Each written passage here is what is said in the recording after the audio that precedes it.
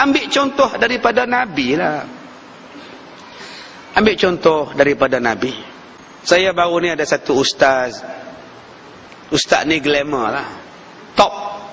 2-3 bulan yang lepas top. Saya tak mau sebut nama dia tapi top lah. Top sekejap.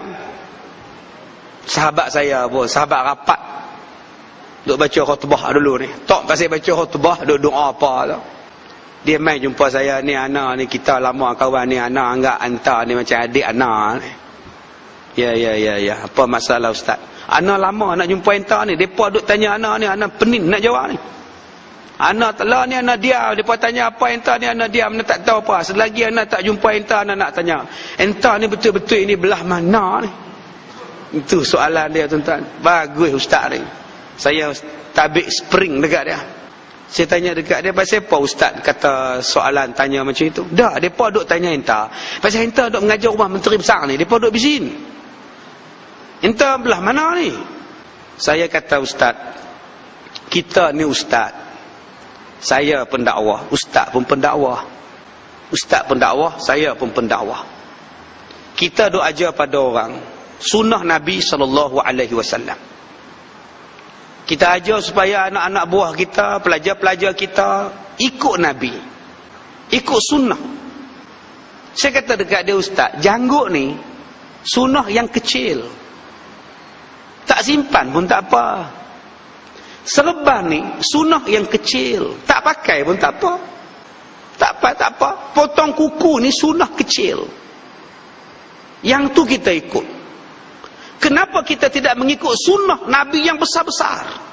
Ustaz beritahu dekat saya, dekat Ana, mana Nabi yang tak jumpa para pemimpin untuk didakwahkan? Bermula Nabi Nuh AS, semua jumpa pemimpin dan dakwah pada pemimpin. Selepas itu mereka balik ke rumah dan mereka dakwah pada orang lain pula. Nabi Nuh jumpa pemimpin dia. Nabi Yahya jumpa pemimpin dia. Nabi Ibrahim bercakap pada pemimpin dia. Nabi Musa bercakap pada pemimpin dia. Nabi mana? Semua Nabi.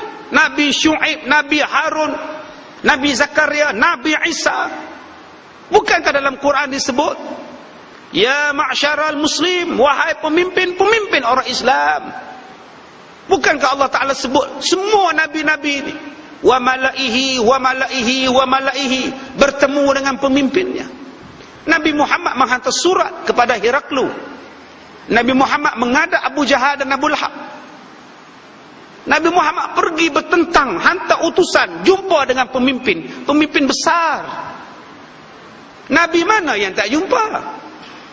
Bukankah Nabi berkata jihad yang paling besar ialah bercakap benar dan yang hak di hadapan pemimpin?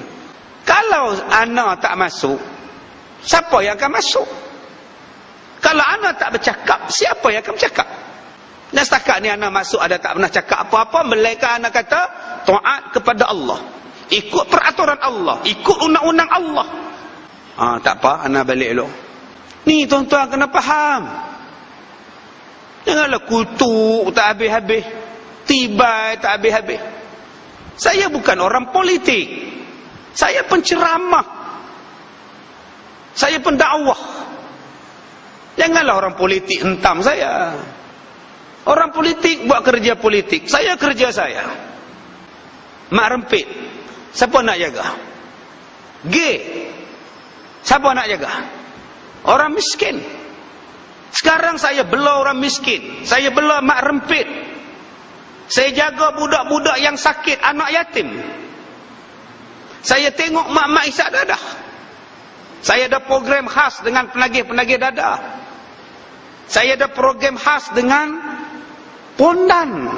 Kalau ini tak dinampak, duk sibuk hentam Ustaz Kazim saja. Apa ini tuan-tuan? Sebab tu saya tak mau. Saya kata patutnya tuan-tuan sokong saya. Bukan buat ceramah hentam saya dalam internet, dalam Facebook. Kalau saya fed up nanti, saya berhenti. Saya jadi penyanyi baru tahu. Tolonglah jaga 745 orang pelajar-pelajar saya. Yang duk hafal Quran, orang miskin, orang mu'allaf. Kamu bidang kamu, saya bidang saya. Kalau bercakap politik senang, tapi nak membuat, nak jaga mu'allaf, nak bagi makan mereka. 2 hari lepas mu'allaf datang jumpa saya, perempuan umur 34 tahun, laki tinggal 7 tahun dah, suami Melayu tinggal, hidup susah lah ni, duk kerja tadi ke Cina. Sebab apa dia kata macam tu? Sebab tak ada orang Islam bantu dia. Sekarang saya ke sekolah tadi ke Cina, Ustaz, harga gaji adalah dekat 2,000. Tapi saya tak seronok sebab saya tak tolong orang agama saya tolong agama lain. Kata, kenapa tak minta kerja rumah orang Islam, tadika Islam, sekolah Islam? Ada minta, tapi gaji 400. Sewa rumah 200,500. Mama makan apa? Betul juga. Kan orang Islam ni dia suka ikhlas. 400 ikhlas ya. Dia ingat kenyang gamaknya dengan ikhlas. Dia ingat kenyang gamaknya bayar rumah dengan ikhlas. Ikhlas kita dengan manusia, dengan Allah macam mana? Kita kata kita sebut ikhlas dengan manusia, dengan Allah. Ikhlaskah kita bagi pada mu'allaf yang terbiar, yang dah mak bapak buang, yang tak ada duit, laki pun tinggal, bagi 400, ikhlaskah kita? Ni malam ni anak yatim daripada Kedah datang 3 orang naik bas. Tadi dia hantar mesej dah, Ustaz, kami dekat-dekat ni, sekali siapa nak ambil kami, hang telefon nombor ni, sekali dia pun ambil hampah. Jangan takut, saya di Kuala Lumpur ni. Bapa aksiden, mati ni naik lori, putih kepala, pecah kepala aksiden. Siapa nak belah? Sebab ada orang yang buat ceramah di tempat saya, di Batu Kurau, 3 kali berturut-turut ceramah politik, hanya hentam saya ya. Di kampung saya. Masya Allah. Yang main dengar tu pak menakal saya, sepupu, 6 pupu, 2 pupu, pakai duk nganga. Nak kena mereka ni, nak menakal aku ni. Mereka tunjuk slide gambar Ustaz Kazim kempen di Barisan Nasional di Hulu Selangor, kata mereka. Mereka tunjuk gambar saya bagi topi warna biru. Nampak ni Ustaz Kazim tak boleh pakai, dia kempen boykot. Astaghfirullahalazim. Menang saya tengok gambar ni. Gambar tang mana ni? Rupa-rupanya gambar saya bagi topi untuk orang peserta korban tahun lepas. Kebetulan topinya warna biru. Di sekolah saya 22 ekor lembu. Yang pakai topi saja yang boleh sembelih lembu dan yang buat kerja lembu. Yang lain jangan campur, sagi daging berjalan. Maka kita bagi topi. Yang pakai topi je boleh duduk rapat-rapat. Yang lain-lain duduk jojo, sagi kita bagi daging. Topi tu mereka kata saya kempen. Padahal pada masa kempen pilihan raya di Hulu Selangor, saya tak pijak pun mana-mana parti politik. Saya hanya pergi ziarah dan ceramah dengan Ustaz Ghazali Hasbullah di pondok dia di Jeran. Ini tuan-tuan, nak fitnah orang ni apa? Bila saya cakap macam ini, mereka kata Ustaz Ghazali hentam. Kalau saya tak cakap, orang hentam saya. Orang fitnah.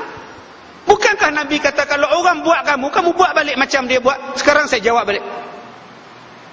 Keluar balik benda ni dalam YouTube. Jangan fitnah orang. Bila Islam nak menang, kalau sama-sama Islam duk fitnah. Yang ni yang saya rasa tak betul ya tuan-tuan. Saya dah buat kerja banyak dah untuk orang yang liar, untuk orang yang lari pada rumah, untuk yang mengandung tanpa nikah, untuk mu'alaf, tarik orang masuk Islam. Janganlah usik Ustaz Kazim. Bila usik Ustaz Kazim tak rugi, perjuangan kamu yang rugi. Nanti orang akan bertikai, apa ni hampa dengan Ustaz Kazim wajib bergaduh ni? Tambah pula pergi kutuk saya di kampung saya. Silap besar tuan-tuan. Jadi saya minta pada tuan-tuan, yang mana terlibat, yang mana duduk rapat dengan mereka, ni nasihat lah. Saya bukan musuh politik. Sepatutnya orang macam saya ini didampingi, didekati, bantu mana patut bantu.